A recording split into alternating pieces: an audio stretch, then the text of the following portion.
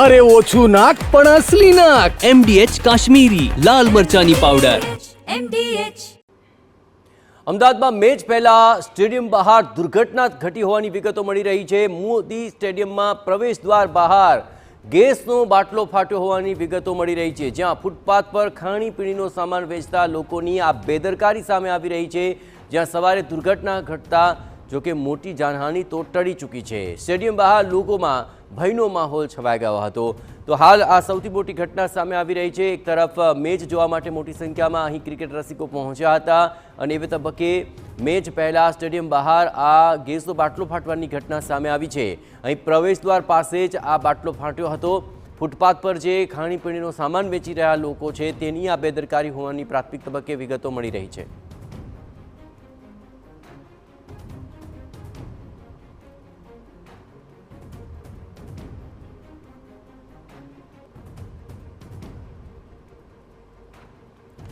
તો આસપાસમાં આ બાટલો ફાટવાને કારણે થોડીવાર માટે તો ભય વ્યાપી ગયો.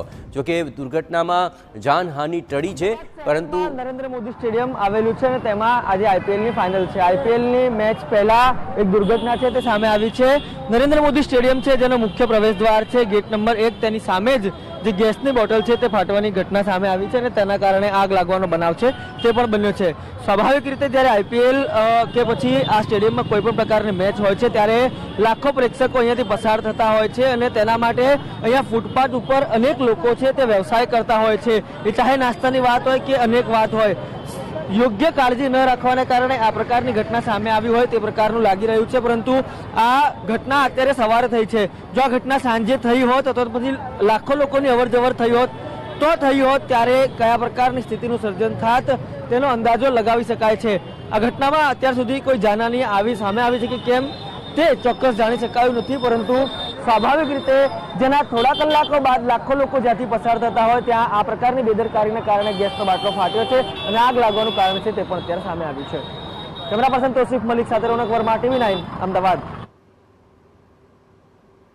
લાખોની સંખ્યામાંથી અહીં લોકોની અવરજવર હોય છે. તબક્કે અહીં ખાણીપીણી અને અન્ય વ્યવસાય સાથે સંકળાયેલા લોકો પણ પોતાનો વ્યવસાય કરતા હોય છે અને એ તબક્કે અહીં મેચ પહેલા એક દુર્ઘટના સામે આવી છે જ્યાં આગળ મુખ્ય દ્વારની બહાર જ જે ખાણીપીણીનું વેચાણ થતું હતું ત્યાં આગળ ગેસનો બાટલો ફાટવાની જે દુર્ઘટના છે તે સામે આવી છે.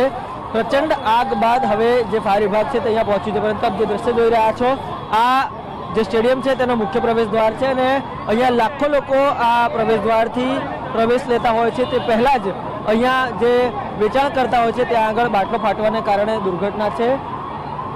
સારી વાત એ છે કે આ દુર્ઘટના જે થઈ છે તેમાં કોઈ પણ પ્રકારની જાનહાનિ થઈ નથી, પરંતુ એક મુખ્ય સવાલ એ છે કે જ્યારે લાખો લોકો અહીંયાથી અવરજવર કરતા હોય ત્યારે આ પ્રકારે મુખ્ય ફૂટપાથ ઉપર જે ખાણીપીણીનું વેચાણ કરતા લોકો છે તે કયા પ્રકારની સાવચેતી રાખે છે અને તેમને મંજૂરી કોણ આપે છે તે પણ એક સવાલ છે. પરંતુ જો આ દુર્ઘટના બપોર બાદ ઘટી હોત કે જ્યારે આ મુખ્ય રસ્તા ઉપરથી લાખો લોકો પસાર થતા હોત ત્યારે આ થયું હોત તો તેનું પરિણામ શું હોત તે પણ એક સવાલ છે. પરંતુ જે ઘટના થઈ છે તેમાં ફાયર વિભાગ પહોંચ્યું છે અને ફાયર વિભાગ દ્વારા પણ કામગીરી છે તે હાલ ચાલી રહી છે.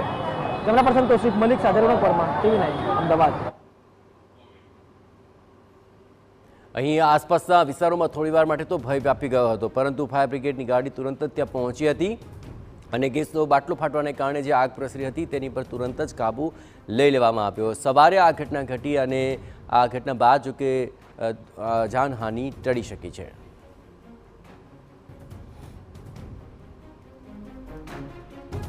MDH બિરયાની મસાલા, પારંપરિક બિરયાનીનો અસલી સ્વાદ. असली मसाले साथ साथ MDH